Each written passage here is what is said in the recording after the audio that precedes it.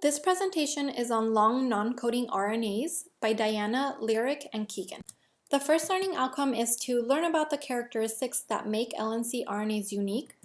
The second is to discuss and understand the major functions and types of lncRNA mechanisms and complexes. The third is to understand some of the roles that lncRNAs play in epigenetic regulation. One of the characteristics of lncRNAs is that they're greater than 200 nucleotides in length. Many lack mRNA motifs such as a Kozak consensus sequence and an open reading frame. Many show spatial temporal gene expression patterns, which is the turning on and off of genes in specific tissues during specific times of development. And perhaps one of the most unique characteristics of lncRNAs is their ability to fold into secondary and tertiary structures that are highly conserved. They can form hairpins, double helices, loops, and other structures. This enables them to have binding sites for other molecules. They can also function as structural scaffolds to make larger protein complexes. One of the most important functions of lncRNAs is their role in epigenetic regulation, which is changing of the genome without changing the DNA sequence. Some of these changes can include DNA methylation, chromatic organization, histone modifications, gene silencing, and other changes. They also play a large role in regulating gene transcription and translation. They play a role in RNA turnover and genome defense. There are 5 types of lncRNA mechanisms or complexes. Today we will be focusing on the first 3 as they are the most important in epigenetic regulation. The first complex is protein-lncRNA. The second complex is lncRNA-DNA, and the third complex is lncRNA-RNA. You also have lncRNAs that can code for proteins and some that can even act as catalysts. An example of protein lncRNA complex is the X-inactive specific transcript, or XIST. It is transcribed from the XIC gene located on the X chromosome in placental females. It recruits the protein PRC2, which is responsible for histone methylation. It will form a complex with this protein and spread across the X chromosome.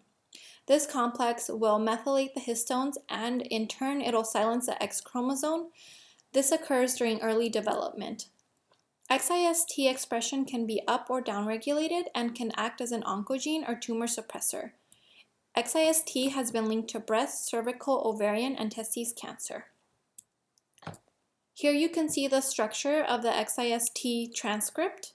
The circles in red are active sites. The black bars are areas that are conserved in rodents, and the green bars are areas that are highly conserved in mammals. An example of an lncRNA-DNA complex is the DHFR, or dihydrofolate reductase minor. It is transcribed upstream from the DHFR gene. This gene is responsible in making cofactors that are essential for DNA synthesis. So it makes cofactors that make purines. It binds directly to the promoter region of this gene, and it'll form a triple helix. And what this does, it will disassociate the pre-initiation complex of the gene. So in essence, this lncRNA-DNA complex will regulate the transcriptional activity of the DHFR gene. Altered expressions of DHFR can be linked to diseases that depend on folate production, such as megaloblastoma anemia.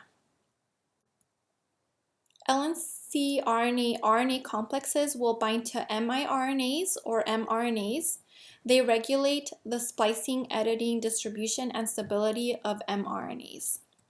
An example of a complex is 5SOT, which regulates the splicing in a subset of RNAs by interacting with the splicing factor U2AF65.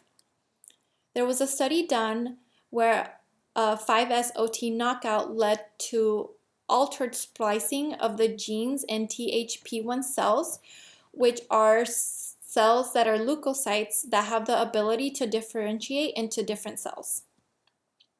So this knockout caused decreased differentiation efficiency in the THP1 cell.